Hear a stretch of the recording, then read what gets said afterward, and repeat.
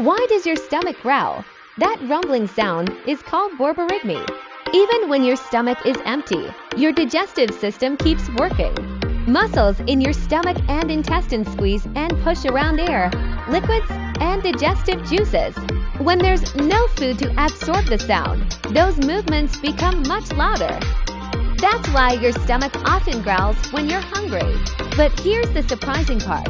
Your stomach can growl even when you're not hungry. It's just your digestive system doing its regular cleanup. So the next time your stomach growls in a quiet room, it's not talking to you, it's just doing its job.